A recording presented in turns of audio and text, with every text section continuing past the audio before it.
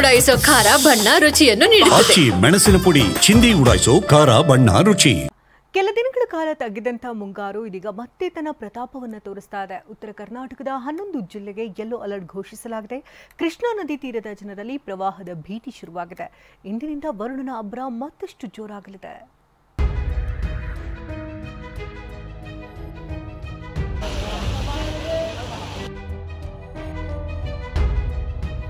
ಮುಂಗಾರು ಮಳೆ ಮತ್ತೆ ಚುರುಕು ಪಡ್ಕೊಂಡಿದೆ. ರಾಜ್ಯದ ಹಲವು ಜಿಲ್ಲೆಗಳಲ್ಲಿ ವರುಣಾರ್ಭಟದಿಂದಾಗಿ ಸೇತುವೆ, ರಸ್ತೆಗಳು ಕಿತ್ಕೊಂಡು ಹೋಗಿವೆ. ಮನೆಗಳಿಗೆ, ಹೊಲಗಳಲ್ಲಿ ಅಪಾರ ಪ್ರಮಾಣದ ನೀರು ನುಗ್ಗಿ ಅವಾಂತರ ಸೃಷ್ಟಿಯಾಗಿದೆ. ಭಾರೀ ಮಳೆಗೆ ಕೊಚ್ಚಿ ಹೋದ ಸೇತುವೆ. ರಾಯಚೂರಿನಲ್ಲಿ ಮಳೆ ಆರ್ಭಟಿಸುತ್ತಿದೆ.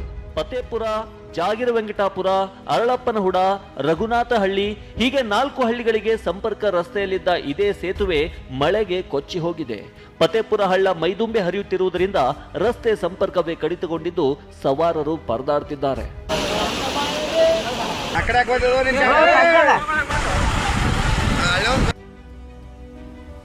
ಜಮೀನುಗಳಿಗೆ ನುಗ್ಗಿದ ಎಂಎಸ್ಪಿಎಲ್ ಕಾರ್ಖಾನೆ ನೀರು ನೋಡಿ.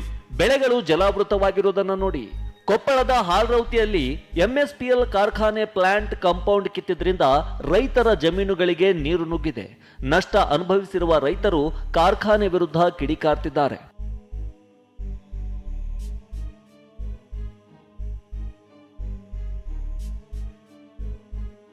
ಮತ್ತೊಂದೆಡೆ ಮಳೆಗೆ ಲಾಜ್ಕೇರಿ ಗ್ರಾಮದ ಫಕೀರಪ್ಪ ಎಂಬುವರ ಮನೆಯೊಳಗೆ ಚರಂಡಿ ನೀರು ಬಂದಿದೆ. ದವಸ ಧಾನ್ಯ ಸೇರಿ ಹಲವು ವಸ್ತುಗಳು ನೀರು ಪಾಲಾಗಿವೆ. ಇಡೀ ರಾತ್ರಿ ಫಕೀರಪ್ಪ ಜಾಗರಣೆ ಮಾಡಿದ್ದಾರೆ.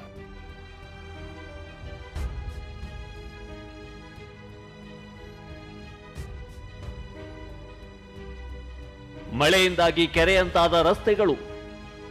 ಭಾರೀ ಮಳೆಗೆ ಗದಗ ಜಿಲ್ಲೆ ಲಕ್ಷ್ಮೇಶ್ವರದ ಬಸವೇಶ್ವರ ನಗರದಲ್ಲಿ ಚರಂಡಿ ಬ್ಲಾಕ್ ಆಗಿದ್ರಿಂದ ಮನೆಗಳು ಜಲಾವೃತವಾಗಿವೆ. ಅತನಗರದ ಬಹುತೇಕ ರಸ್ತೆಗಳು ಕೆರೆಯಂತಾಗಿವೆ. ವಾಹನ ಸವಾರರು ಪರದಾಡ್ತಿದ್ದಾರೆ.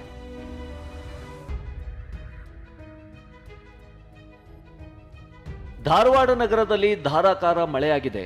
ಇಲ್ಲಿನ ಹಾವೇರಿಪೇಟ ಬಡಾವಣೆಯಲ್ಲಿ ವಾಹನಗಳು ಮುಳುಗಡೆ ಆಗಿದ್ರೆ ಮನೆಯೊಳಗೆ ನೀರೇ ನೀರು.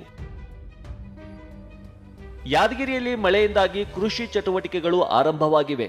ಇತ್ತ ಕಾರವಾರದಲ್ಲಿ ಮುಂಗಾರು ಮಳೆ ಹೊಡೆತಕ್ಕೆ ಮಾವಿನ ಹಣ್ಣುಗಳು ಹಾಳಾಗ್ತಿವೆ. ರಾಜ್ಯದೆಲ್ಲೆಡೆ ಮುಂಗಾರು ಮತ್ತಷ್ಟು ಬಿರುಸು ಪಡೆಯಲಿದೆ. ಅಲ್ಲದೆ ಜೂನ್ 11ರಿಂದ ಮಳೆ ತೀವ್ರತೆ ಹೆಚ್ಚಲಿದೆ ಅಂತ ಹವಾಮಾನ ಇಲಾಖೆ ಮುನ್ಸೂಚನೆ ನೀಡಿದೆ. Bureau report, TV9.